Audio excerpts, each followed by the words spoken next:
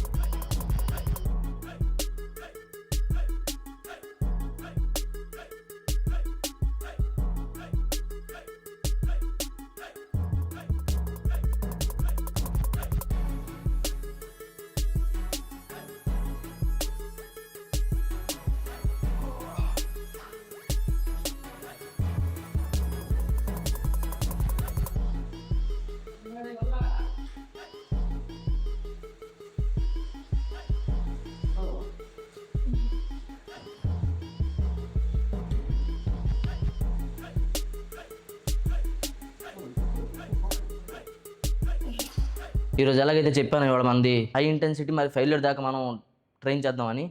So ఏంటంటే నేను ఎందుకు ఫెయిల్యూర్ దాకా ట్రైన్ చేద్దాం అన్నానంటే, మొన్న నేను ఏంటో కొడుతుండాలి, గుర్తు రావట్లేదు.